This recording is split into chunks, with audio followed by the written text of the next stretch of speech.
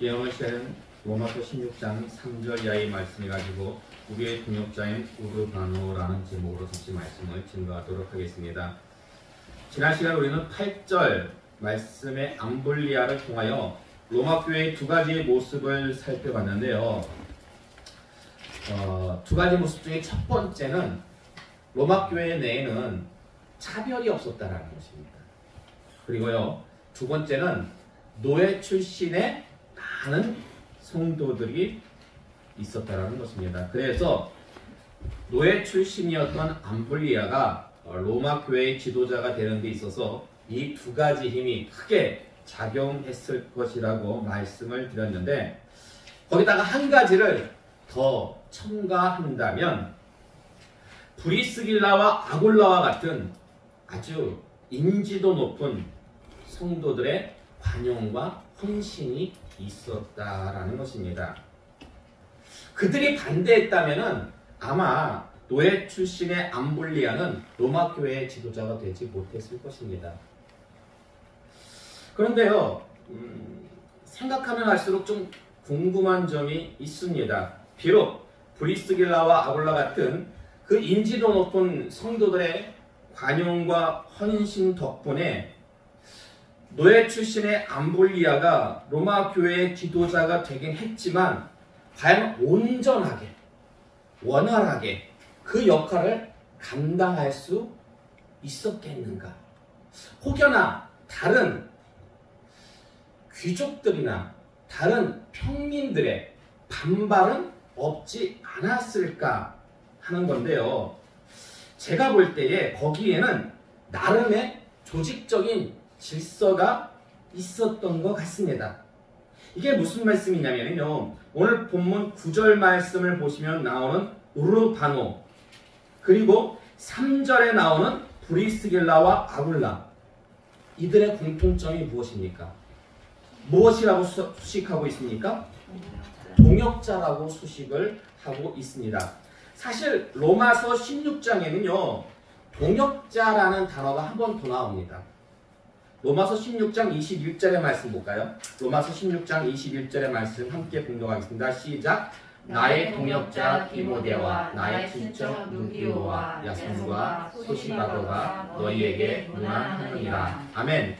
자, 여러분도 잘 알다시피 디모데는요 사도 바울의 영적인 아들이었습니다. 그리고 함께 복음 사역을 했던 정말 귀한 일꾼이자 동료 사역자였습니다. 그리고 브리스길라와 아굴라도 어찌 보면 디모데 못지않은 그렇게 열정적인 동료 사역자였습니다. 자, 보세요.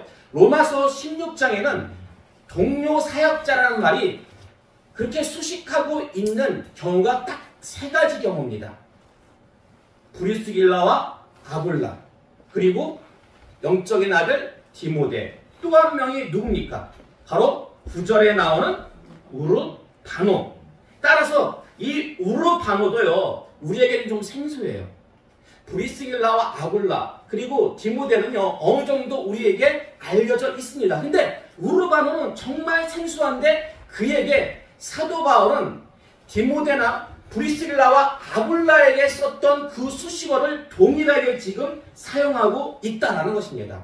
따라서 우리에게는 비록 덜 알려져 있지만 이 우르바노도 굉장히 사도 바울에게 있어서는 귀한 동료 사역자임을 알 수가 있는데요.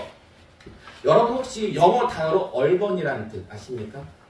예, 우리 뭐 젊은 청년들은 알지만은 어르신들은 좀 잘 모르실 수도 있는데 얼번이란 뜻이 도시에, 도심에 라는 그러한 뜻입니다.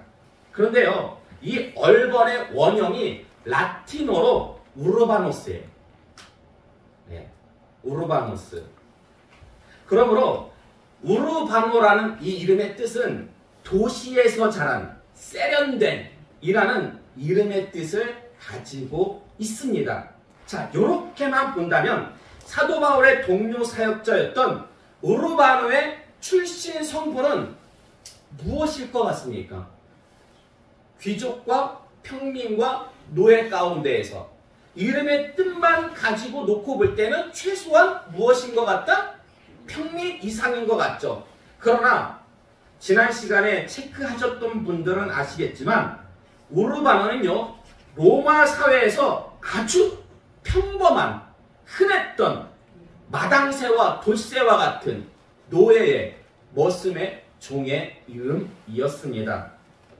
따라서 로마 교회 안에는요, 브리스길라와 아굴라 같은 평민 이상의 복음 사역자와 우르바노 같은 노예 출신의 복음 사역자가 공존했습니다.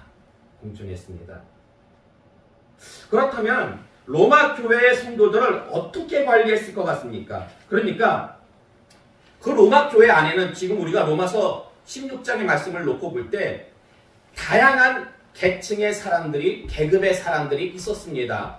귀족도 있었고 평민도 있었고 노예도 있었습니다. 그러면 교회에서 이들을 관리할 때 구별하지 않고 이들의 계급, 출신 성분을 구별하지 않고 마구 섞어가지고 우리 수련회 가면 조 짜듯이 학년별 상관없이 마구 섞어가지고 조 짜듯이 그렇게 섞어서 관리를 했을 것 같습니까? 아니면은 좀 계층 간 구별을 해서 뭐 귀족들은 귀족들대로, 평민들은 평민대로, 노예들은 노예들대로 이렇게 나누어서 좀 지도하고 관리했을 것 같습니까? 어땠을 것 같습니까? 사실 섞어서 관리했는지 아니면은 성분별로, 파트별로 나눠서 관리했는지 기록이 없으니까 그건 알 수가 없습니다. 자, 그렇다면요, 만약에 여러분이 로마 교회의 성도예요. 만약 여러분이 로마 교회의 성도라면 여러분은요, 이렇게 막 섞어가지고 조별로 해가지고 관리를, 지도를 받고 싶습니까? 아니면은 좀 이렇게 같은 출신 성분끼리 이렇게 나뉘어서 그렇게 관리를 받고 싶습니까? 어떨 것 같아요? 여러분 생각은? 여러분 의견은 어떻습니까? 만약에 여러분이요, 귀족이에요. 귀족인데 교회에 딱 등록을 했어요. 교회에 딱 등록했는데 우리 반에, 우리 조가 여러 계층의 사람들인데 거기에는 노예도 있고 평민도 있어요. 그러면 거기서 여러분들이 그들과 잘 어울릴 수 있을 것 같습니까? 자, 반대로 내가 노예인데 교회에 갔어요. 그런데 발을 마구 섞어가지고 이렇게 해가지고 들어갔는데 거기에 평상시 전혀 교제할 수 없었던 막 귀족들이 있고, 나보다 계급 높은 사람들이 있어요. 그러면은 거기서 여러분들이 좀 편하게 신앙생활을 할 수 있겠습니까? 아마 하기 힘들 것 같습니다. 그래서 제 생각에는 복음의 어떤 효과적인 전도 사역과 교육과 교회 운영을 위해서 어떤 파트별, 출신 성분별로 담당 사역자를 두고 그들에게 전담 사역해 하지 않았을까 하는 것이 제 생각인데, 이건 어디까지나 제 추정입니다. 제 추정입니다. 왜냐하면 오늘날도 교회별로 좀 큰 교회들은 여러 가지 모양으로 선교회가 나뉘어져 있잖아요. 여러 가지 모양으로 선교회가 이렇게 나뉘어져 있는 것처럼 지금은 다 평등하니까. 근데 그 당시에도 그 당시만의 어떤 특수한 상황으로 인해가지고 이렇게 좀 나뉘어져서 그래서 교육받고 지도하고 관리하지 않았을까라는 것이 제 생각인데, 물론 이건 추정이니까 아닐 수도 있습니다. 어쨌든 지금 그렇다라고 하는 가정하에서 우리가 생각을 좀 해본다면요, 다수의 노예들, 교회가 세워지고 이제 많은 새신자들이 옵니다. 거기는 귀족들도 있고 평민들도 있고 노예 출신들도 있습니다. 그럼 노예 출신들이 많이 되고 들어왔을 때 그 노예 출신들을 누가 전담해서 관리하고 지도하고 교육했을까요? 이 우르바노가 사도 바울이 인정한 동료 사역자였잖아요.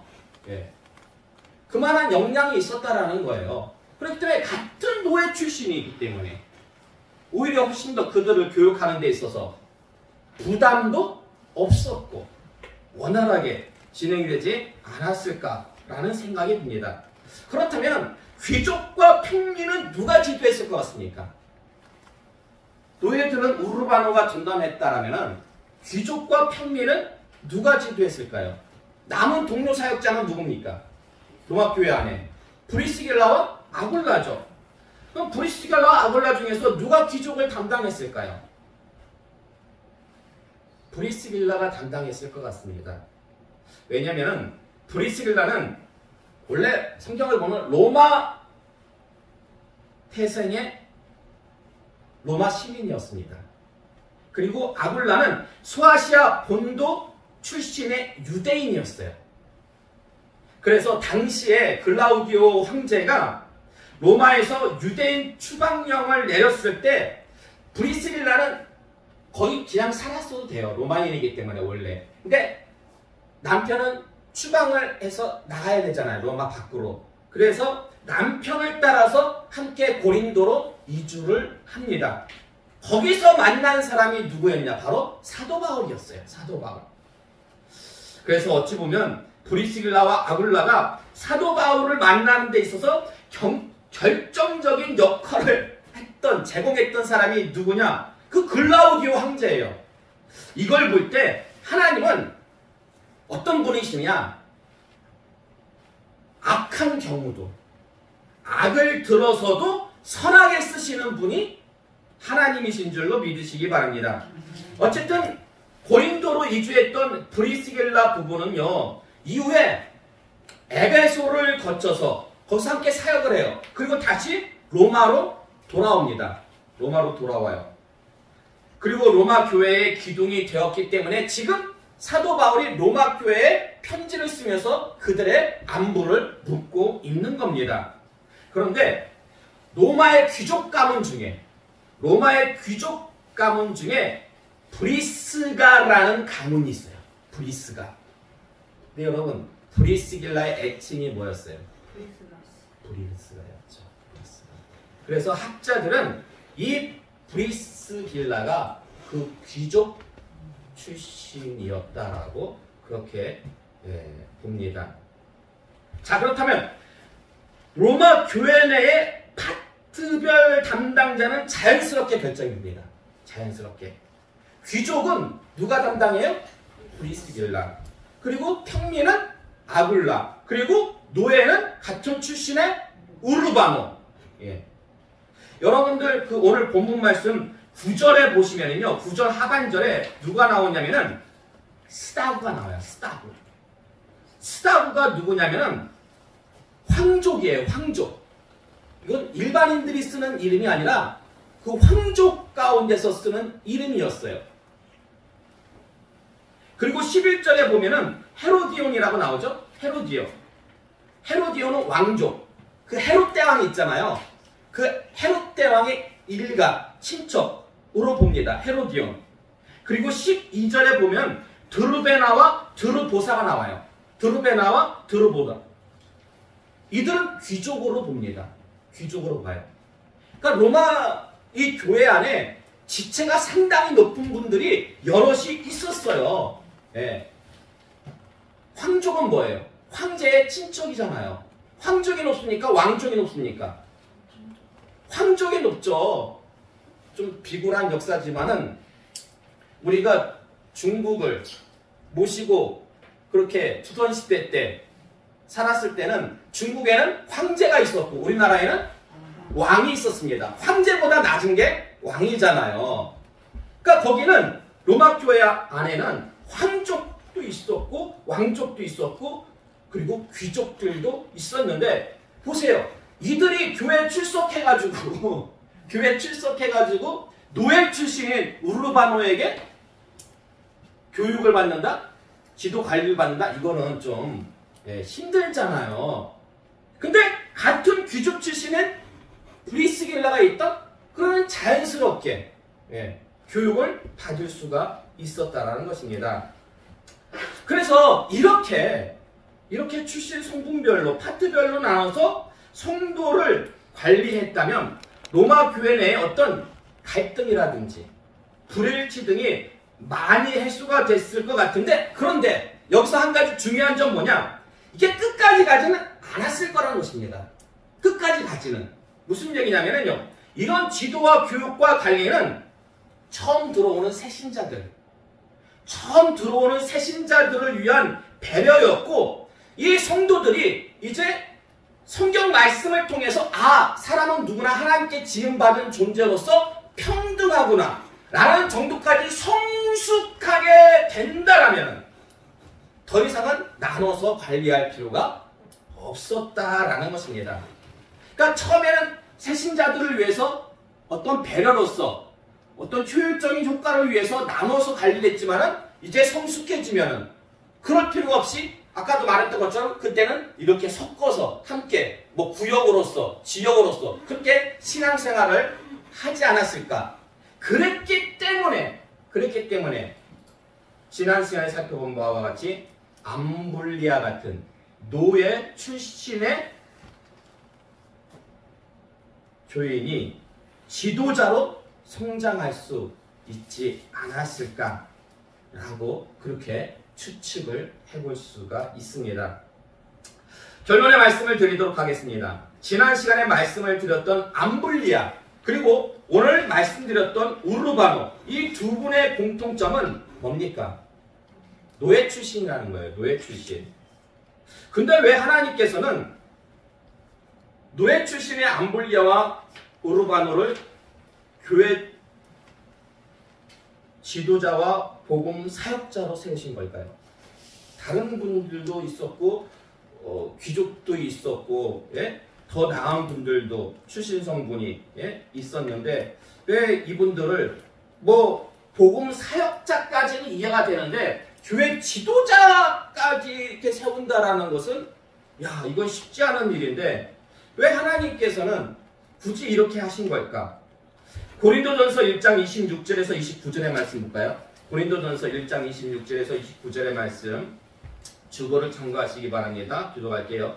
형제들아 너희를 부르심을 보라. 육체를 따라 지혜로운 자가 많지 아니하며 능한 자가 많지 아니하며 문벌 좋은 자가 많지 아니하도다. 그러나 하나님께서 세상의 미련한 것들을 택하사 지혜 있는 자들을 부끄럽게 하려 하시고 세상의 약한 것들을 택하사 강한 것들을 부끄럽게 하려 하시며 하나님께서 세상의 천한 것들과 멸시받는 것들과 없는 것들을 택하사 있는 것들을 폐하려 하시나니 이는 아무 육체도 하나님 앞에서 자랑하지 못하게 하려 하심이라. 아멘.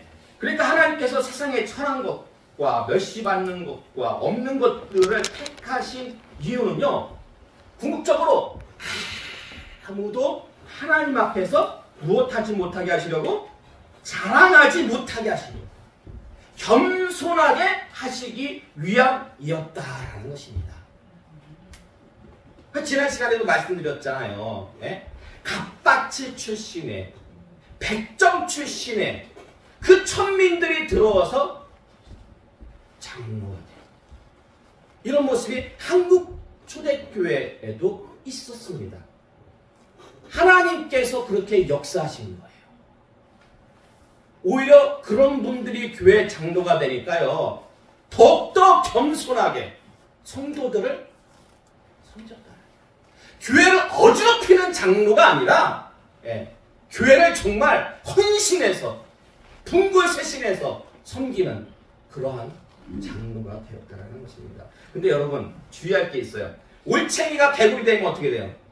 올챙이가 옛날 올챙이였던 적을 잊어먹죠.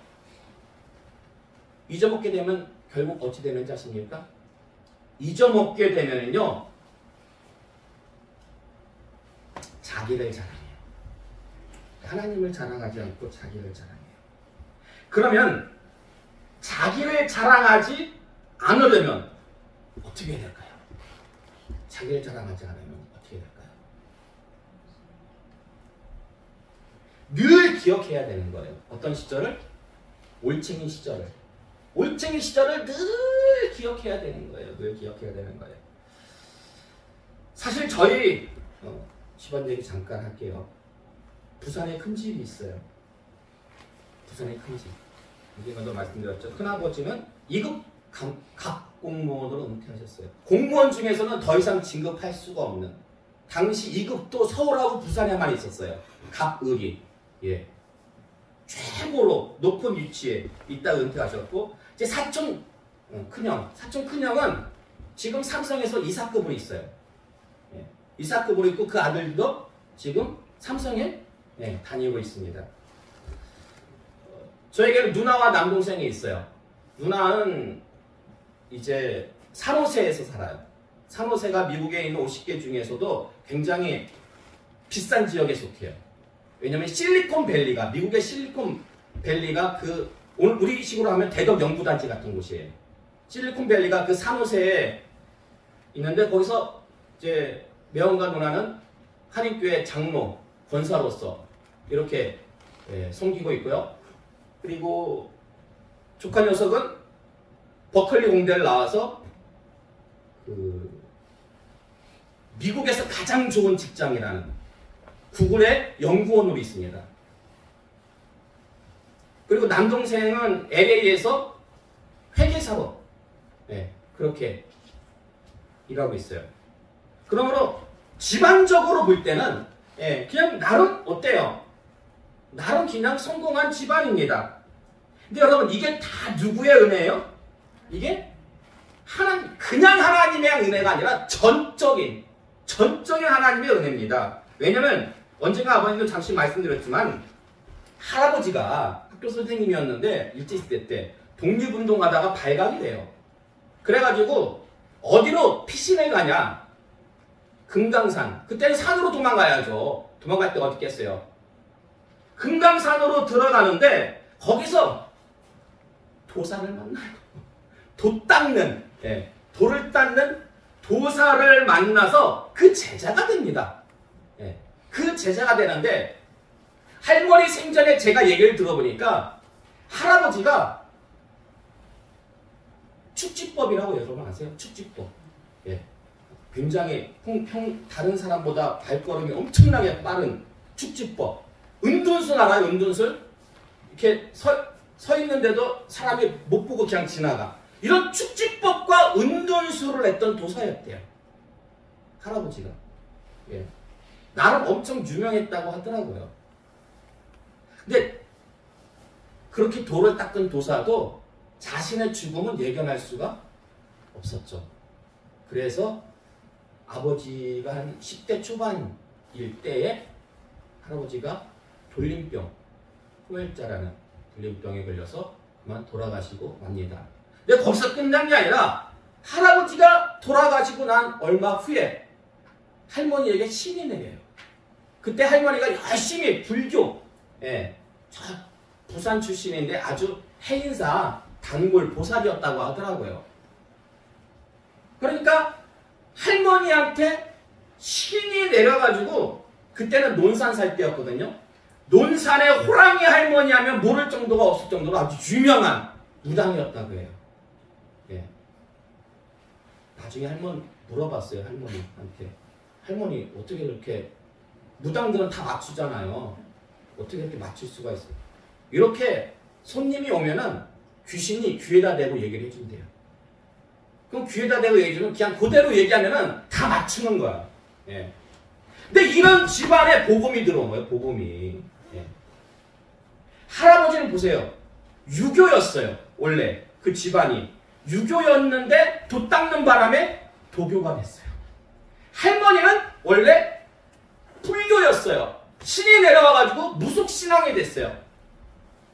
그냥 우리 집안은 다 섭렵을 했어요.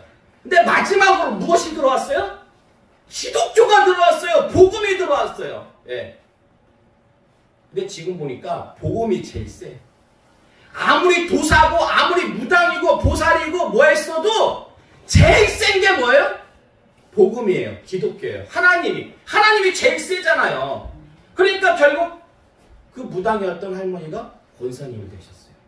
옛날 분들은, 교단 분들은 다 아셔요. 할머니가 또 노후에는 우리 교단의 저 옥천에 보리산 기도원이 있었거든요. 거기서 또 할머니가 기도원 관리하면서 계셨기 때문에 옛날 분들은 다 잘 아시고.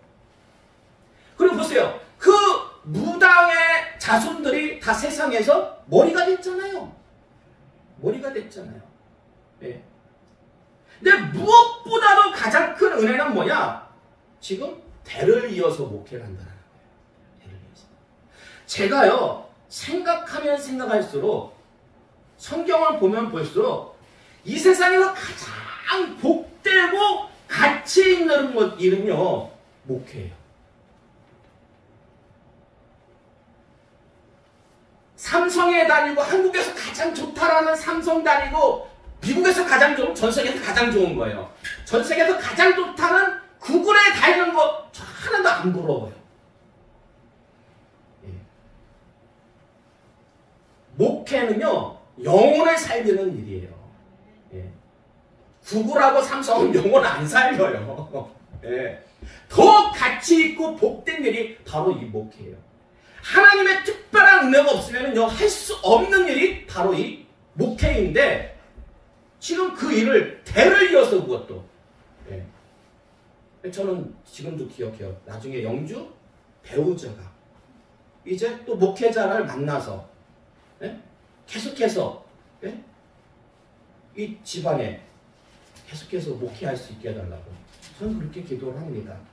사실 저희 어머니하고 저희 누나는 제가 남들 앞에서 우리 집안 얘기하는 거 싫어해요. 왜 싫어할까요? 부끄러우니까. 이게 뭔 자랑입니까? 할아버지 도사였고 할머니 무당이었던 게 뭔 자랑이에요. 근데 저는 일도 부끄럽지 않아요. 왜냐하면 결과로 놓고 볼 때 지금 잘 됐어요? 안 됐어요? 잘 됐잖아요. 이 잘 된 게 정말 그런 부끄러운 집안에서 이렇게 잘 될 수 있었던 건 전적으로 누구의 은혜다? 하나님의 은혜다. 이 이야기를 어디 가서든지 이렇게 까놓을 때마다 나는 부끄럽지만은, 우리 집안은 부끄럽지만은 대신 누가 자랑이 됩니까? 하나님이 자랑이 되잖아요. 하나님이 자랑. 하나님이 자랑만 된다면은 더한 것도 밝힐 수 있지 않을까요? 그러므로 여러분 명심하시기 바랍니다. 하나님의 은혜를 잊지 않고 살려면은, 하나님 앞에서 절대 자랑하지 않으려면 늘 우리는 올챙이 시절을 기억해야 됩니다. 오늘날 왜 많은 교회들이, 특히 장로교에서 가장 그런 말이 있어요. 네, 제가 만든 말이 아니고 실제로 장로교에서 가장 문제는 장로라는 말이 있어요. 네. 근데 보세요. 로마 초대교회는요, 노예 출신인 분들을 교회 지도자로 세웠어요. 교회 장로로 세웠어요. 한국 초대교회도요, 갑발치였고 백정이었던 분들을 장로로 세웠어요. 그럴 때 교회가 평안하고 교회가 부흥할 수가 있었던 거예요. 근데 오늘날은 장로님 뽑을 때 무엇을 봅니까? 학벌 보죠? 재산 보죠? 어떤 지연이나 인연, 그런 것들 가지고 장로를 뽑으니까 안 되는 거예요. 어려움이 있는 거예요. 나중에 우리 교회도 부흥해가지고 장로님을 뽑을 때 여러분 무엇을 보셔야 되겠습니까? 무조건 그 사람이 얼마나 천한가, 그것이 기준이 되어야 될까요? 아니죠. 믿음을 봐야죠. 믿음. 다른 거 볼 필요 없어요. 오직 믿음만을 보시기 바랍니다. 네. 믿음으로 일꾼들을 세웠을 때에 그 교회가 믿음의 반석 위에서 든든하게 세워져 갈 줄로 믿습니다. 그리고 더불어서 그런 분들을 뽑을 수 있는 어떤 여력은요, 여러분이 늘 올챙이 시절을 기억해야 됩니다. 올챙이 시절을 까먹는 그 순간에 학벌 보고 뽑아주고 재산 보고 뽑아주고 이러한 실수를 할 수가 있습니다. 주 앞에 서는 그날까지 정말 우리 올챙이 시절을 잊지 않고 모든 것이 하나님의 은혜입니다. 라는 그러한 겸손의 모습을 항상 가지심으로 그럴 때 하나님께서 부어주시는 은혜, 로마 초대교회에 부어주셨던 은혜, 한국 초대교회에 부어주셨던 그 은혜가 날마다 여러분의 인생과 가정, 사업장, 교회에 늘 충만하시기를 주님의 이름으로 축원합니다.